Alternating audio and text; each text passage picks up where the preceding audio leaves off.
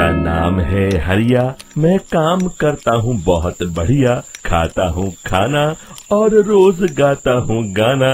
अरे यार, आज तो बहुत देर हो गई। इस खतरनाक जंगल को देखकर तो मेरे हाथ पैर ठंडे हो गए हैं। अगर मैं वक्त पर गांव नहीं पहुंचा तो मालिक बहुत नाराज हो जाएंगे। तभी हरिया को एक आवाज सुनाई देती है। सुनिए हरु जी। अरे, ये आवाज किसने दी? तभी हरिया को सामने कुछ दूर एक औरत खड़ी दिखाई देती है। अरे भाई, ये औरत अकेली इतनी रात को इस जंगल में क्या कर रही है? चलकर पूछना पड़ेगा। फिर हरिया अपनी बैलगाड़ी उस औरत के सामने लाकर रोक देता है और उससे पूछता है। अरे सुनिए, आप इतनी रात को इस खतरनाक जंगल में अकेली क्या कर रही हैं? तभी वो औरत मीठी आवाज में कहती है। अरे हरु जी, आप आ गए। मैं कब से आपका इंतजार कर रही थी। वैसे तो यहाँ से काफी लोग गुजर चुके हैं, लेकिन मैं खास आपका इंतजार कर रही थी। अच्छा, तुम सच कह रही हो? मुझे तो यकीन नहीं हो रहा है। वो क्या है ना, आज तक किसी ने मुझसे इतने प्यार से बात नहीं की। हाँ हाँ हरु जी, मैं सच कह रही हूँ। अब देर मत करिए और जल्दी से मुझे मेरे घर तक छोड़ दीजिए। हाँ हाँ, कौन सी बड़ी बात है, अभी छोड़ देता हूँ। आप मेरे पीछे बैलगाड़ी में बैठ जाइए और मुझे रास्ता बताते चलिए। फिर वो औरत हरिया की बैलगाड़ी में बैठ जाती है और हरिया बैलगाड़ी हाँकता हुआ आगे चल पड़ता है। फिर उस औरत के बताए हुए रास्ते पर चलते चलते हरिया बैलगाड़ी लेकर एक काली गुफा के आगे आकर रुक जाता है। हरिया उस औरत से पूछता है। हाँ देवी जी, आपका घर कहाँ है? यहाँ तो एक गुफा के अलावा और कुछ नहीं है। तभी अचानक वो औरत हवा में उड़ने लगती है। देखते ही देखते उसका सुंदर रूप एक डरावनी चुड़ैल में बदल जाता है और वो जोर जोर से हंसती है।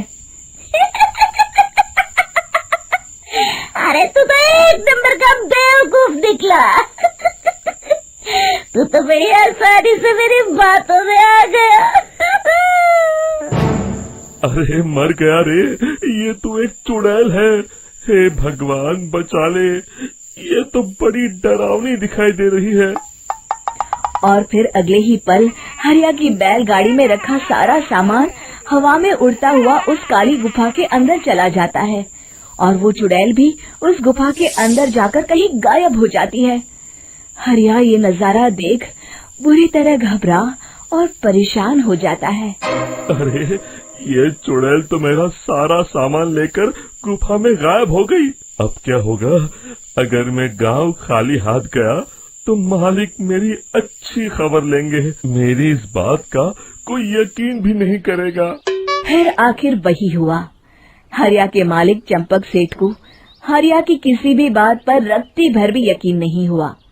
चंपक सेठ को लगा हरिया झूठ बोल रहा है और उसने ही लालच में आकर सारा सामान हड़प कर लिया है। फिर हरिया को बेईमान समझकर चंपक सेठ उसे काम से निकाल देता है।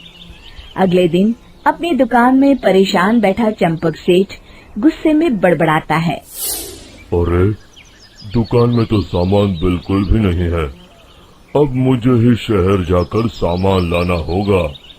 फिर वो अपनी बैलगाड़ी लेकर शहर चला जाता है। शहर से सामान लेकर जब चंपक सेठ वापस गांव लौट रहा होता है, तभी उसे एक आवाज सुनाई देती है। चंपक जी, ओ चंपक जी। अरे, ये तो कोई मेरा नाम लेकर मुझे पुकार रहा है। फिर उस रास्ते में वही औरत खड़ी दिखाई देती है। फिर क्या था, हरिया की तरह चंपक सेठ भी उस औरत के पास अपनी बैलगाड़ी लेकर जाता है और वो भी उसकी चिकनी चुपड़ी बातों के मोह जाल में फंस जाता है। फिर चुड़ैल उसे भी अपनी गुफा तक ले जाती है और उसका सारा सामान लेकर गुफा में गायब हो जाती है। बेचारा चंपक सेठ लाचार होकर खाली हाथ गांव लौट आता है। फिर ये उस जंगल में रोज की बात हो जाती है। जो कोई भी शहर से कुछ लेकर गांव की तरफ लौटता, वो चुड़ैल उसे बेवकूफ बनाकर उसका सारा सामान लेकर गुफा में गायब हो जाती।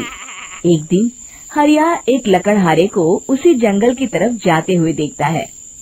फिर हरिया उसे रोकते हुए कहता है, अरे भाई, क्यों अपनी मौत को दावत दे रहे हो? मेरी बात मानो, आगे जंगल में मत जाओ, वहाँ एक बड़ी भयानक चुड़ैल रहती है। लकड़हारा हरिया की बातों को नजरअंदाज करते हुए कहता है, अरे भाई, मुझे पहले ही बहुत देर हो चुकी है, मुझे जाने दो भाई। शाम तक लकड़ियाँ काट कर शहर के बाजार में बेचना है।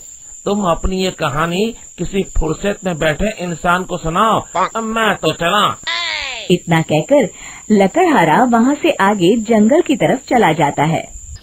फिर अगले दिन गांव के मुखिया के घर के बाहर बहुत सारे लोग जमा हो जाते हैं। तभी हाथ में कुल्हाड़ी लिए खड़ा लकड़हारा कहता है, अरे मुखिया जी, अब आप ही हमें बचाइए उस जंगल वाली चुड़ैल से। हमारा सारा काम तो शहर से ही होता है। अरे मुखिया जी, उस चुड़ैल की वजह से तो मैं पूरी तरह बर्बाद हो गया हूँ। हम सबको मिलकर उस चुड़ैल का कोई इलाज करना पड़ेगा। तभी भीड़ में खड़ा बीरा कहता है, आप लोग चिंता मत करिए, कल से वो चुड़ैल किसी को नहीं लूट पाएगी। मेरे पास एक बहुत अच्छी तरकीब है। तभी चंपक सेठ उसका मजाक उड़ाते हुए कहता है, अरे तेरा नाम बीरा है तो क्या हुआ? तूने अभी उस चुड़ैल को देखा नहीं है? जाकर अपना काम कर, बड़ा आया। तब मुखिया जी कहते हैं, नहीं नहीं चंपक सेठ, मुझे लगता है हमें इस लड़के को एक मौका देना चाहिए। फिर सभी गांव वाले मुखिया जी की बातों से सहमत हो जाते हैं और वीरा शाम को एक बैलगाड़ी में कुछ सामान लादकर उस जंगल की ओर चल देता है। वीरा, ओ वीरा, कहाँ जा रहा है? तभी वीरा मुड़ के देखता है, वही चुड़ैल एक औरत के रूप में खड़ी है।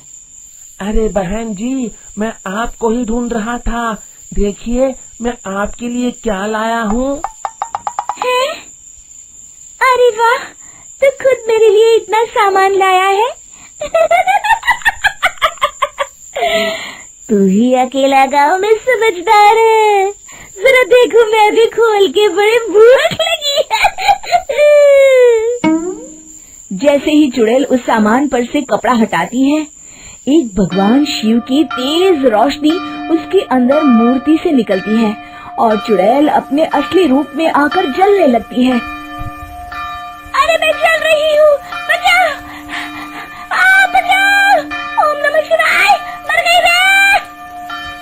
देखते ही देखते वो चुड़ैल राख के साथ उड़ जाती है और सभी गांव वाले भी वहां जाते हैं।